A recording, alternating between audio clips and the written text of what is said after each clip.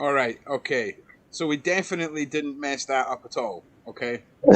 Just to be clear. All right. Everything went according to plan. All right. And we definitely didn't just do the intro already. How are you doing, Phil? I, definitely, this is an entirely new conversation. How are you? Are we we're are we definitely live now? we're definitely Are we live. live? Yeah, we're live. We're live. I promise. I got this. We got this. So how are we I doing, am, everybody? I am in a Hilton hotel in Champaign, Illinois, on my way to Kansas, Okay. and I have my partner with me. Come here. Hey, my partner's with me today. Come here. Come here. This is my big old girl, Yeah, it my is. old partner. How big is she now, though? Look at her. Look at her. She's so She's like dopey. 70 pounds. Damn. She's Look at huge. her. She's just like, is it Hey, time to play? Is it time to chew stuff? Let's go. Let's so go. it's just me and her. Okay. Mom's not flying out till tomorrow, so it's me and Daisy on the road, hilarious, touring together. Do you ever And like? Do you ever like worry that there's going to be some like random lockdown, right? And you're going to be in one part of the country, and Wendy's going to be in the other, and then the apocalypse is going to happen, and then the two of you are going to have to like battle through the zombies and meet in the middle. The middle, like that's all that. That would be the biggest stress on my mind. Would I've be never thought of that. I've never thought of that. well, Ron. you should. You should. These are things that can happen, Phil. Okay, this is Oh, valuable thought time. my wife just texted me. She's 56 pounds. Never overestimate a woman's weight, Ron. Listen, yeah, Never. never overestimate. You're right. Yeah, Yeah. you gotta underestimate that shit. That shit's got to be 100%. But a lot of Daisy fans, as always, in the side chat. Listen, guys, make sure you like this stream. It is 100% free to do so. Make sure you share on platforms. You know that we got Phil on the road tonight, and it was always going to be a bit of a late start, so I appreciate everybody, sitting and waiting for us. And Phil, why don't you, first of all, you said you're going on tour. Maybe that was in the first intro, actually. Yeah. I can't remember if you've said it in this one. Yeah. But why don't you tell us a little bit about what it is you're doing on tour and how long you're going to be and where people can maybe find you to get involved next time you're around. Tell us a little bit about it. Yeah. So my main job, my day job, if you will, I travel the country, and I put on these, like, if you ever seen the show Mindhunter on Netflix, that's basically what I do. So I'll travel and I'll go to one city, I'll set up, I'll train a whole big group of people. It could be 2 hours, could be half a day, it could be a full day, 8-hour day.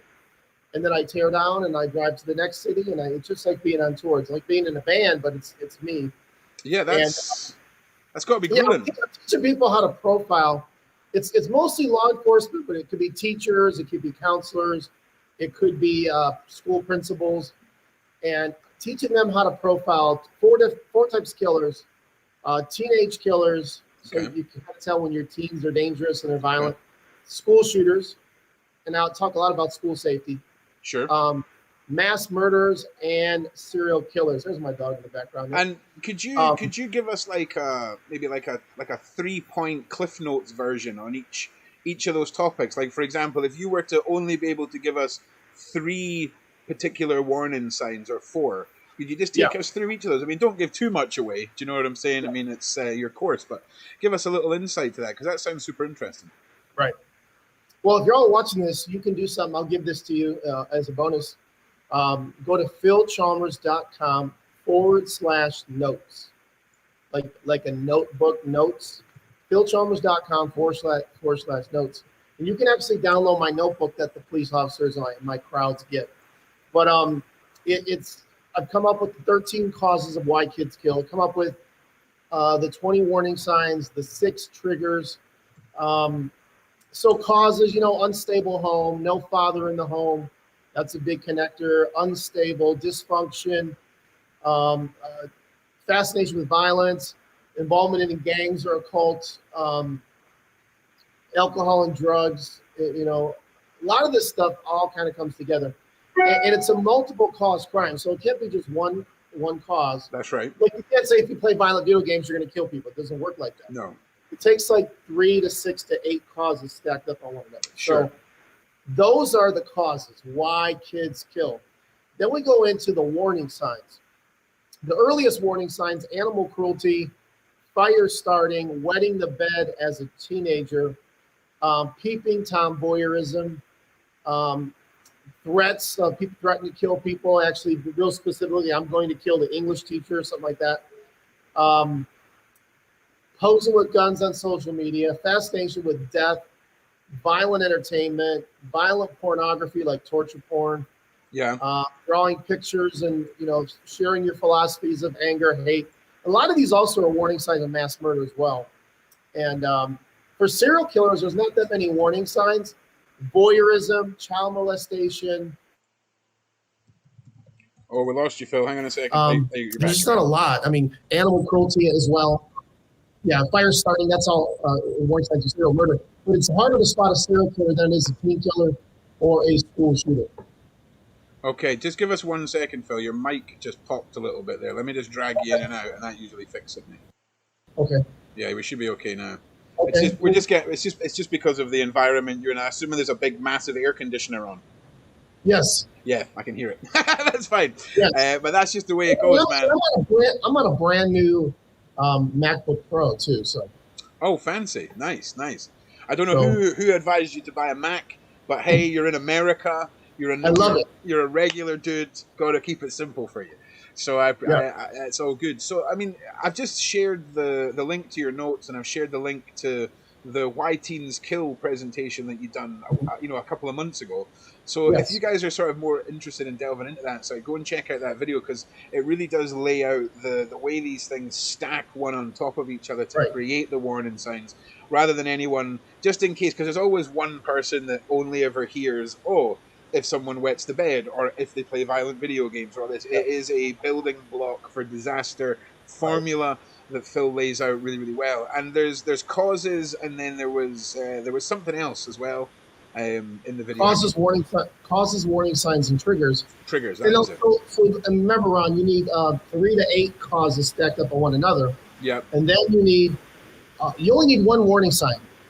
Someone's posing with guns on social media. Someone's threatening to kill someone. That's enough to take a good look at someone. For sure. And then most of the juveniles need a trigger. The adults don't need a trigger, although they do have a trigger sometimes. Sure. The juveniles need a trigger to push them over the edge. Being expelled, being suspended, being dumped by your boyfriend or girlfriend, parents telling you can't date someone, confrontation with your parents over grades, curfew, pornography, video games, cell phones. The number one trigger of male teen killers and male school shooters is they're dumped by their girlfriends. I remember you saying that. And do you think that when we break that down, right, it's almost like you're so young, you're unable to deal and process with getting expelled or getting dumped, and that's what causes the trigger, is just lack of life experience and coping with that. Yeah. That negativity. You gotta always take, a lot of us think of like how we think, right? Sure. These kids' brains are not fully developed. I mean, some of these kids are 12, 14 years old. Their brains aren't fully developed. The front lobe of their brain, which really has a lot to do with consequences. Okay. They don't think about what's going to happen tomorrow. They just want to kill their bully or kill their girlfriend or whatever. And then they realize once it's over, it's too late, right? Their life is over. Well, that's it. And again, I keep referring back to the school shooter, Andy or Andrew, I can't remember his name, and just Charles Andy Williams. Yeah. I'll just be honest. It's this story. It cut me really deep, because it's the way he spoke about just firing into crowds, not wanting to kill anybody. He wanted to be killed by the cops. The abuse he went through. It is such a. There is like a million kids that could have been Andy. Do you see what I mean? And it's just really sad, because I know he had a bit of torment coming from his abusers, that were pushing him, saying, if he didn't do this or didn't do that, they would do this to him and all the rest. And it's such a sad story because of just Yeah. how robbed he was of his innocence. And I'm not defending a school shooter. I'm just that one really gets to me. Do you know what I mean? It really gets to me. If I'm being honest Yeah. with you. And let me give you the number one trigger for female teen killers is a little bit of different kind of a mentality. Yeah, Female teen killers, the number one trigger is when her parents tell her she can't date someone. yeah, That's the number one trigger we've seen with female teens in the U.S., probably abroad too. Um, but yeah, those are some of the triggers. So you kind of get to know these kids. I've talked to hundreds and hundreds of juvenile killers, and you kind of get there's a pattern. The one thing I can tell you, Ron, is that there is no pattern of serial murder, right? okay, We all try to lump all the serial killers into Gacy, Dahmer, and Bundy, yeah, and we can't do that. We can't do that. Oh, by the way, serial killer news. Ding, ding, ding, breaking news. The dating game killer, Rodney Alcala, has died. okay, okay. Do you know? I think we might have to do an evening where we really delve into the guy whose photograph you were cut out of, right? Because Okay. like last week, he just raced through that, and I was like, this sounds interesting. We want to hear more about this. Like maybe we can catch back up with that when you're back in the house pretty soon. Also, if you guys would like Phil when he's I don't know how far on you are with the museum being unpacked in Uh-huh. the new house or anything like that. But I think we're ready for another show and tell when you're ready. Some of your Yeah. memorabilia and just kind of nerd out a little bit over it because yeah, I'm that stuff fascinates me, and your collection is amazing. Also, We if are, you we are make slowly getting to unpack. slowly getting Yeah. unpacked. Also, Yeah. can you guys, if you want any questions for us, can you at Phil Chalmers in the side chat or at me as well, and we'll get to some questions because we just want to make sure you guys are heard and make sure you guys are part of it. So yeah, that's So, got a little bit of mail that I could probably talk about. okay. Yeah, hit Uh, us with it. This is a serial killer named Charles Duffy. Okay, Charles Duffy. watch the addresses, Phil. Watch the addresses. Yeah, I got you. He's in Georgia. He's a serial killer. Okay. A lot of you remember we did. Yeah, cover your We address. did Give Chester that. Turner. Yeah, Oh, Chester yeah. Turner, Yeah, I remember Chester. the Turner. Southside player. Yeah, yeah. Yeah, we just picked up the mail. And then I've got a couple guys I'm working with these are real estate agent killers. So I told you I'm doing this new project on people who kill real estate agents, and that's going really. Wait, people who kill real estate agents. Yeah, that's what I'm working on right now. Real estate agent killer. Like how Yeah. many real estate agents are being killed? Like there must be a few if you're fucking investigating it, right? Oh yeah, I'm talking at least 20 killers right now. So yeah, quite a few. Then just kill real estate agents. That's Yeah. mad. Why not like traffic wardens? Traffic wardens I can understand, right? But real estate. You know why? Because they're easy victims. They're easy targets. They're alone in an open house. Okay, so is this like the easiest? Because what was it that they referred to? Homeless people and prostitutes as? They were They're like less dead. They're called less. the less dead. So this is like the one step up from that in the non-less dead world. Then Well, for easy here's access. here's what I would tell people. Okay. Why is it so dangerous to be a sex worker? Right. Well, you're on the street. You're all by yourself, middle of the night. You're crawling into a vehicle. You don't know who the people are. They're complete strangers. They even give you a fake name. My name's Bob. And then you go to a hotel room, right? You go to a hotel room. Yeah, I imagine no one's giving their real name. I'm just saying. I can't imagine anyone's giving their real name. Right. But you're right. Let's compare it to real estate. Okay. You get a call, a stranger using a fake name, Bob. He wants to see a house. He picks a house in the middle of nowhere, and you drive there and meet a stranger in an empty, vacant house. It's almost like a sex worker. That is, yeah. I mean, you're right. It's kind of, if you take away, you just put it on paper and look at key points. It's exactly like that. That's crazy. That's food for thought, people. Anyone who's thinking about getting into real estate, there's some food for thought for you. And the real estate agents probably have more money than the sex workers, so they're probably a bigger target. You know what I mean? They're I'd probably say less cash on hand, though. I would say the Yes. sex workers Yes. probably got more cash. Look like real money's going on there. Okay, so I've got a couple questions here. Okay. The first one is somebody saying the school shootings are a result of gun culture in America. They have tight gun control in Ireland. They've never had a school shooting. You know, if you're watching America from another country and you trust the media reports of what's going on here, you're not getting the real deal. No, for sure. We had 5 school shootings in 2018, and 2 of them, no one died. We had none in 2019, none in 2020, and 1 in 2021. School shootings are all but over here. So it's easy to blame guns. Our problem in the U.S. is we have 36,000 gun deaths every year. 22,000 are suicides. Okay? Yeah. So like China, like Japan, like other countries, we have a suicide problem just like they do. Our 22,000 of our people kill themselves with their own guns that they bought legally, right?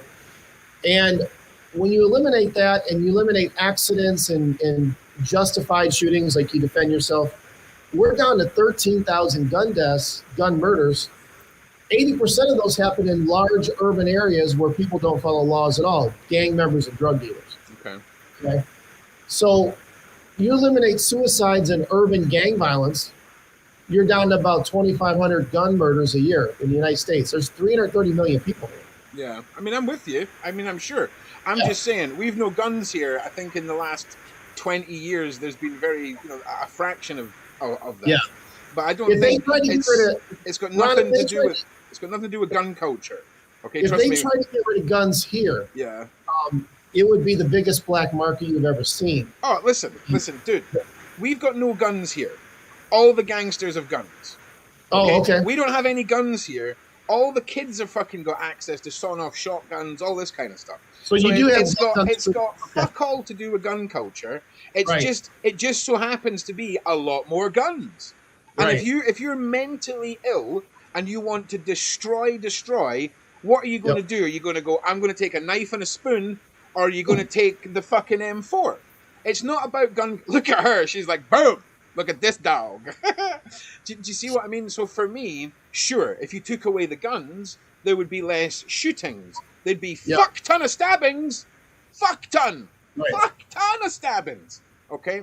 Trust me, I know. Because in the UK and Scotland and England, that's what 12-year-olds are doing. They're going out into the streets and they're stabbing the shit out of each other. And they're also throwing drain cleaner on each other. It's called acid attacks. Because, Phil, here's the thing. You'll get a 10-year jail sentence for carrying a knife. You'll get a life sentence for a gun, but you'll get a $200 fine for carrying a bottle of acid. Okay. Do you see what I mean? So, as you know, people are always going to find a way to hurt and kill each other. Yeah. Fortunately. Yeah. And we do have a lot of guns in the U.S. There's so many guns in the hands of bad people here that we have this law where you can carry to protect yourself, and I do carry all the time. To be honest, is it not the reselling of the gun laws on the gun trading? That's where it becomes weird, right? Because if you go into a gun store and I'm like, I would like a firearm, there's all the background checks, there's all this. But I can then take that gun and then sell it secondhand or whatever it is through trade, and there's no checks, and that's legal too. So it doesn't really make a difference how regulated you are. Yeah. Because you're always going to have... Stop that. Did you say they stopped that? And a lot of the gang members will tell me it's very easy to get a gun on the street. Yeah. Yeah. Yeah. No, I said it'd be nice if they did it, but it's hard to stop that. Yeah. Yeah, yeah, absolutely. Somebody said, Ron, are there any new serial killers? Yeah. Are there any new serial killers? Long Island. If you watch my social media, I post nonstop about serial killers, and this serial killer just got arrested, that serial killer just got arrested. Yeah. So I am posting all the time. So to answer your question, there's new serial killers every week practically here. Damn. Okay, yeah, I like that. Cynthia says in Australia you have to provide an ID before you see a house. I like that. Oh, nice. Okay, that does make sense. But you know what? The funny part is here, people don't think they're in danger. They're not in danger until it really happens, and then it's too late. You know? Yeah, for sure. It's the United States straight 50% of our total world serial killers. It's kind of a cultural thing in the U.S., I guess. Why does China and Japan have more suicide than anybody else? I don't know. Listen, Phil, let's not dance around it. You're the only Western country without free mental health care. Okay? Oh yeah, definitely. Yeah, but I'm just saying, it's also a cultural thing. You could. A lot of people, it becomes a cultural thing. China and Japan, the cultural thing is to kill yourself. So a lot of people will say, well, these kids play violent video games in China and Japan. They don't shoot up schools. They kill themselves there. It's a different culture. I get you. Like you said, Ron, they don't have school shootings, but they go in with a knife and stab little kids in preschools. I get it. It just depends on what the culture is. It's glamorized in the U.S., but you are right, Ron. We've gotten rid of all of our mental health facilities. We've closed them all. It's not you even can't get help if you want it. Even then, you've got to pay the money. Do you know the only thing that throws a spanner in the culture argument is Canada? Okay, Canada killed fucking millions of fucking people back in the day, right? Yeah. Where are the indigenous people? Gone. Okay. Where are all the fucking animals? Gone. Okay. So Canada should. She's brilliant. Canada should be just as off the rails as America, but they're not. But Canada offers free fucking healthcare. I swear to God, I just want to keep pulling this back to the mental health care, because I think in America, you're so conditioned to think that your way is the best way. But I'm telling you, man, if you just had a state healthcare where people who needed help could get help, I think a lot of this could be avoided. We used to, Ron. When I was growing up, there were facilities everywhere. There was one on my street. There was 2,000 people in the one building. I was just about to make jokes about that was before the Second World War. Just because you're older. I did it. Yeah. I cut out. But seriously, we had these facilities everywhere, and they closed them all. Daisy's fucking on top for me. Let me make you big screen. She owns this place. She does, man. She's having none of it. You see her in the second? It's like having a kid with me on the road. Man. Look at her. She's like, these are my beds. My beds. It's too funny. Yeah, Thor would be the exact same thing. He would just be making an adventure out of that gap right there. And like I say, everybody, if you just tuned in, please remember to leave a like. Please share. If you're not subscribed, please do so. And Phil is on the road this week, so we're doing a bit of a Q&A session. Make sure you add Phil. Okay, have you ever spoken to Milton Johnson, the weekend morning serial killer from Joliet? Milton Johnson. That name's familiar. I think is it a black male serial killer? Let me Google it. Black male. What the hell did I say? His name was Milton Johnson. Yeah, Milton Johnson, serial killer. Let's take a look. Yeah, he's a black. Well, maybe. Okay. He's a black male. Yeah, I'll throw it up here. Yep. Okay, so we've got the weekend murderer. Rape, a number of 10 victims. Damn, date of murders 83 to 84. Man, he went on a rampage. Yeah. I don't know if I've spoken to him yet. It looks like he's at Menard right now. I talked to a lot of guys at Menard. Tell you what I'm going to do. I'm going to screenshot him, and I'm going to reach out to the Morning Murder. That's an interesting name, by the way. Yeah. So thankful. I'll reach out to him and keep you guys posted. Yeah, there you go. Any other questions? Fire away, guys. You got me for 20 more minutes. Let's do this. Let's go, fam. Let's go. So Fire away. What do you got? Yeah, really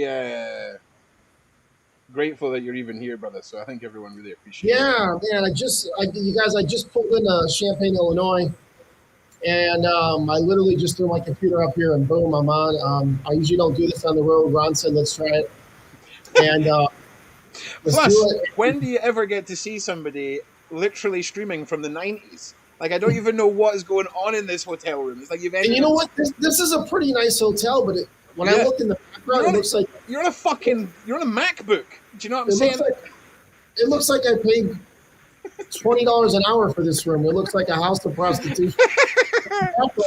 It doesn't even look like a nice room. But the room looks great. I love how they've given you a big chair in the corner for doing some real good thinking. Do you know what I mean? It's some real good thinking over there. Yeah. All right, let me see if we've got any more questions here. Phil. Oh no, that's just a statement. A statement? What's the statement? What's the statement? I'll take it. It was just saying you're doing a great job. A lot of people saying they love Daisy. We are loving living in Cleveland, Ohio. We love it. Oh, good, yeah. Yeah, tell us. I mean, how did the move go? Was it smooth or was it a nightmare? Because I am not a fan of that, man. I'm not a fan of moving anywhere. All right, here's what happened. So I don't know how the real estate market is where you live. Okay, where all you are watching where you live. The real estate market in the United States is off the charts. Like you're not buying a house unless you're paying 50% more than it's worth. It's crazy here. What? We just say it's going nuts. Like there's nothing for sale. When a house comes up for sale, Ron, there's like 30 offers on it. Damn. And they pay more than what they're asking for. So we just said, you know what? Let's just rent someplace for a year or two. Yeah. And then we'll figure out. So we're moving up here. I come up to look at the apartment we're going to move to, and it was a shithole. I was like, oh, we can't live here. I remember you telling me Our moving truck is coming tomorrow. Oh, you're going to bark at me? I fucking remember you telling me this. So then I say, okay, well, we rented a storage unit with a day notice, and we moved all of our stuff to the storage unit. And we lived in hotels for 2 weeks until we could find a place. I forgot you told me this. The good news is we found a really nice place in Cleveland. We overlook the city of Cleveland. It's a beautiful view. Okay. I've got a couple of questions, right? So first question: Have you ever interviewed anyone that scared you or made you sort of freak out? No, I've never experienced. You know, these are monsters, but they're locked up. Like that's like saying, have you ever gone to the zoo and been afraid of the tigers and the lions? No, because they're on that side of the fence. Yeah, I know, but the lions can't talk to you in English and whittle their way into your head. I don't think anyone thinks that you're going to be scared of anybody. I think they mean, has anyone ever like Hannibal Lectered into your brain? No. That's all movies. When you're dealing with a serial killer, especially, I think that's who they're asking about. These psychopaths are just glad I'm coming to see them. They want something from me. I want something from them. We have a deal. We shake. Yeah. I'll help you. You help me. I want confessions. I want to close cases. I want to find bodies. That's my ultimate goal. See, just so you remember, we're building a brand here, Phil. You're superhuman. Only you can do this, and no one else should try. Remember that, okay? Remember that. Okay, so Phil, tell us about the podcast. Season 2, baby. Season 2. Oh, someone said, have I talked to Delmas Colvin lately? Yeah. Delmas Colvin and I talk every week. Clyde Gibson and I talk every week. And someone asked about Kemper as well. Ed Kemper doesn't talk to anybody. He hasn't written people for years. He's in a wheelchair. He's almost dead. He'll be the next one you hear dying very shortly. Okay. He's just been closed to the outside world. So is Gary Ridgway. The Green River Killer doesn't talk to anybody. There's just a few guys you're not ever going to hear from. Yeah. Okay. Kemper's one of them. I talk to Andy Williams, the school shooter from California, every week. So I talk to a lot of guys on a weekly basis. I'm constantly writing new inmates, trying to build new relationships. I'm doing that right now. And that's why I want to reach out to the morning killer they just recommended, and we'll see if he can respond to me. Yeah, that's amazing. Here's an interesting one. You obviously know of Chopper, right? Chopper from Australia or New Zealand. Did you ever hear the story of Chopper, the biker guy? I don't know Chopper, no. I don't know Chopper. I don't mess too much with other countries. I focus on the U.S., but go ahead. Chopper's kind of like the Rolling Stones of the psychopath maniac world. Okay. If you know what I mean. So maybe in a couple of weeks, I'll throw together a Chopper section for Serial Sundays as a little special. Because if you've never seen Chopper, you're in for a treat. This guy was a fucking dude, mad, like completely mad, like chopped his own ears off. In prison. Why did he chop his own ears?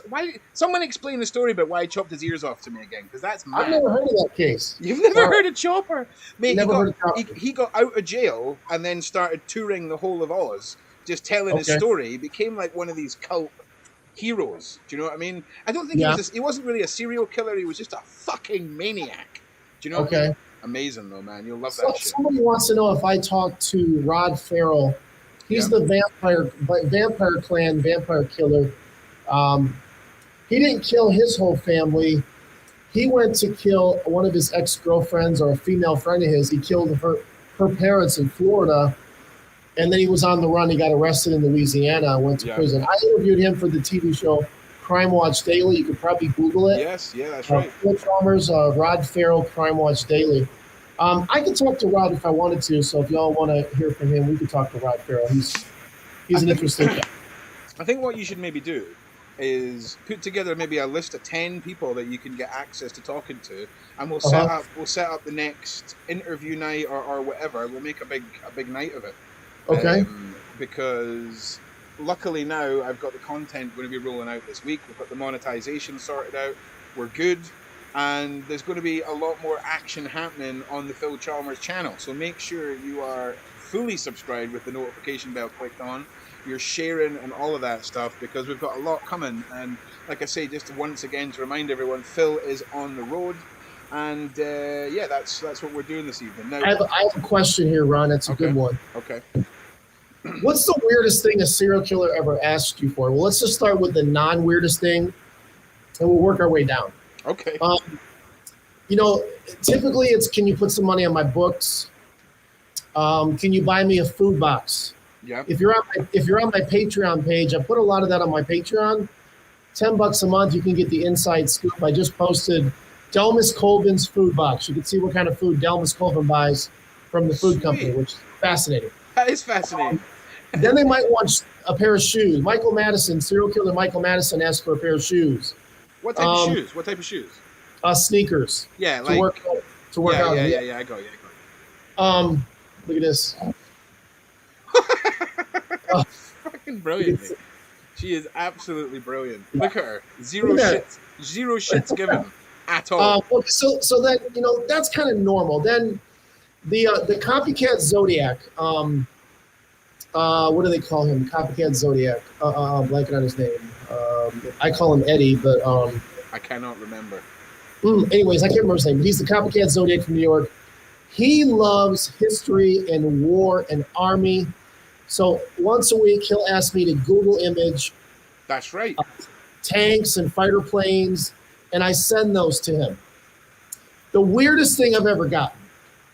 Clyde Gibson will want pictures of women in bikinis, but the werewolf butcher, Jack Owen Spillman, the werewolf butcher from Washington State, wanted pictures of young Asian girls in their underwear with their legs spread. Oh, of course he did. Oh, shit. So obviously there's some things I don't do, and I'm like, I'll send you a girl in a bikini that's an adult or whatever, but I'm not doing that. But that's probably the weirdest request. Can you send me a picture of a young Asian girl in her underwear with her legs spread? Can we just all take a minute to picture Phil sat at his computer, right?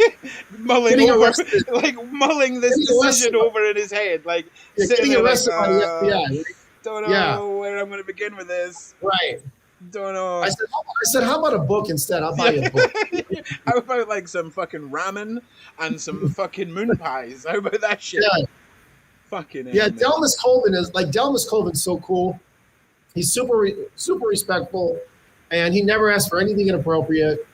Wendy said Michael Madison won in white Nike shoes, and the copycat Heriberto Seda is the copycat Zodiac. So thank you to my wife for that. Seda, that of course is Seda. Seda. Jesus Christ. Yeah. We failed there, Wendy. That was a big win for Wendy. Big shout out to Wendy back in frickin' HQ. And she's not even with me today. She's at home helping me, but kicking ass from a distance as usual, man. Yeah. Female serial killers. That was it. That was the next one. Have you ever spoken to any female serial killers?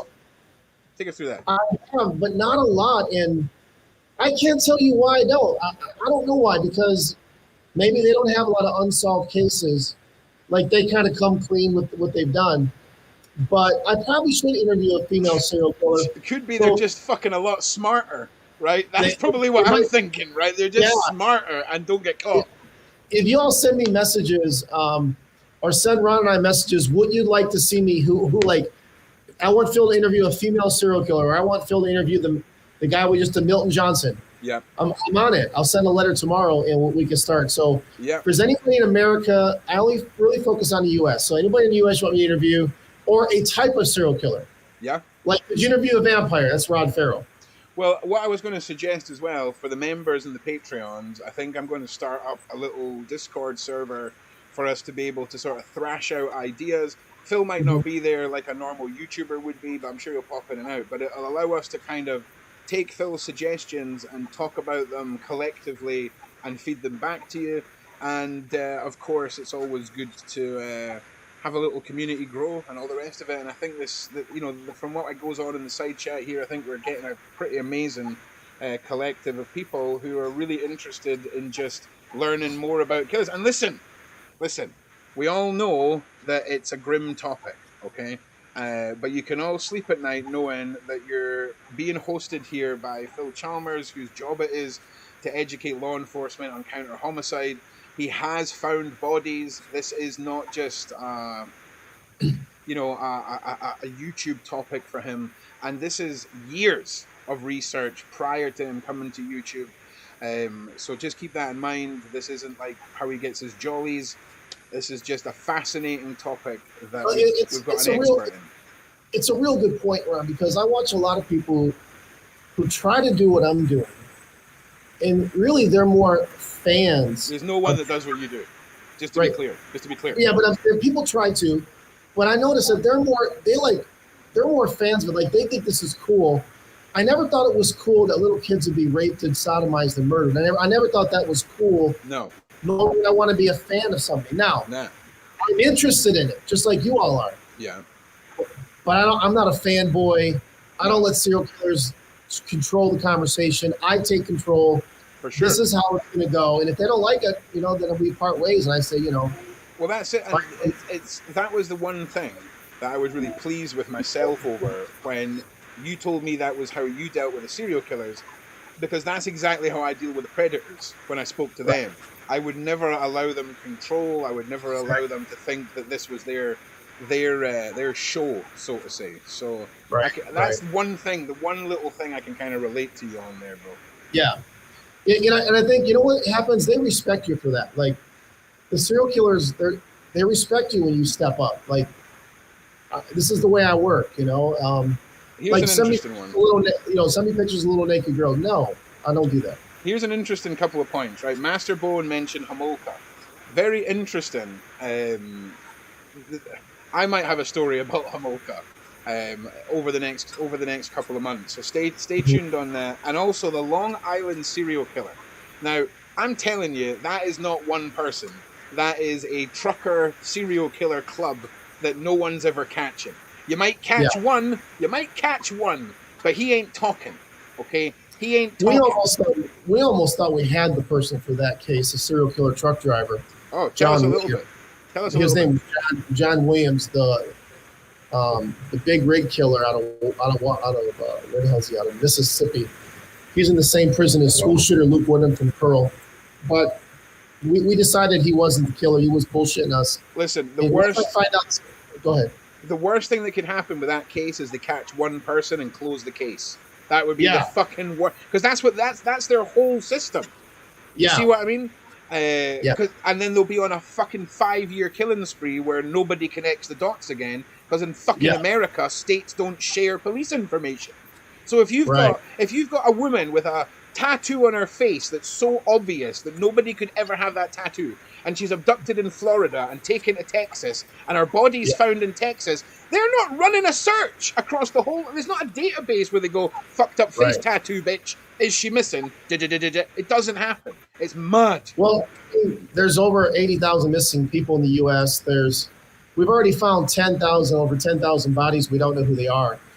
Yeah, there's 3,000 unsolved murders. There's 12,000 murders a year in the U.S. 3,000 go unsolved. So in 10 years' time, there's 30,000 people that we do not know who killed them. So could it be gang members? Could it be serial killers? Somebody, sex traffickers, somebody's killing them. Yeah.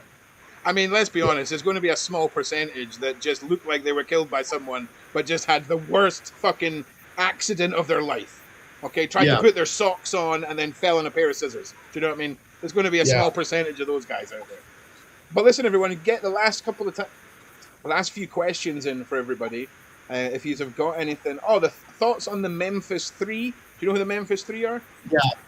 Somebody was asking.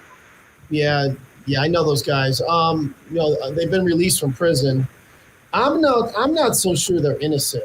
I don't know enough about the case, nor have I seen the case files and the crime scenes and all that. So I really can't tell you. But well, listen, they arrested. Let's not make any snap decisions that people can like quote Right. you on, right? Right. Let's not get any out of context sound bites here, right? But yeah, I'm saying that they got arrested. Okay. The murders did stop in that area, whatever that means, and then they got released with pressure from a lot of celebrities. Oh, yeah. When that happens, I watch the 3 offenders to see if they kill anybody else. The next 10 years. Yeah. Yeah. Phil's going to be waiting for that. I told you, Ron. Told you. See, told you. You see what I mean? No, but I don't know about that. I don't know enough to comment on the case. I don't know either way. Someone's making a little joke saying maybe Phil will have a museum one day. Bet your ass he will. Do you remember in the Avengers where fucking Iron Man had all his fucking suits in the wall cabinets? That's what Phil's museum will be like. Do you know what I mean? We are going to have a museum, and what we're going to do first is Wendy and I are going to create a traveling museum, and we're going to make some appearances. When I do my trainings, I'm going to bring the stuff with me, but we're also going to make some appearances in bars, pubs, wines, and have like a true, talk with people and share my collection. So that's going to happen. We're probably going to start an inn with the theme of true crime. We're going to start a wine company, and we're going to start a museum. That's all going to happen, hopefully, down the road. Yes. Fucking brilliant. An inn. Holy shit. A museum in theater. Oh, yeah. Yes. Big shout out to Cynthia Becker. Thank you very much for your donation. All of that really, really helps out. And, dude, that's a fucking great idea. You imagine you in an inn. Big fucking ale jugs in there. Yes. Serial kill. Yes, Phil. Yes. Well, you heard it here. If y'all have ever seen the movie Halloween with Michael Myers, we thought about building a building that was just like Michael Myers' house and making that the inn. Yeah. It's just like every other building in America that they go, what should we make this out of? Secure bricks? No. Thin fucking wood, mate. Let's just build houses out of thin fucking wood all over America. Tornadoes, crazy weather, let's make shit out of sticks. Brilliant idea. Well, listen, we need to start winding this down. Phil has got to go and live his life. Hang on a second. One more. Sarah Lee's comment. Hang on. Sarah Lee, what happened to the Springfield 3? Do you know anything about the Springfield 3? Did we just cover that? No, Springfield 3 is not the West Memphis 3. Nah. I'd have to Google that one. You'd have to Google that one. Okay, well, listen. Have no fear. We'll be back next Sunday. The link to the merch is pinned in the side chat. Thank you to everybody who ran out and bought it last week. That we sold a bunch. Thank you all. Thank you. Yeah, it's amazing. So make sure you subscribe. Make sure you smash that like. Make sure you share this. Make sure you give Phil some love in the side chat. Thank you for being here. Big shout out to Wendy from freaking Chalmers HQ back in the homeland, and of course to. Real quick, tell them about the merch so they can get some merch and represent for us. Yeah, I've already pinned it, man. The merch is there. Don't worry. Yeah, the merch is there. If you buy our merch, send me a photo to my social media or email. Yes. I want to post your pictures up on my social media. We're about to launch. The design's almost finished. We're about to launch our first all-over print Phil Chalmers hoodie. It's fucking fire. So yeah.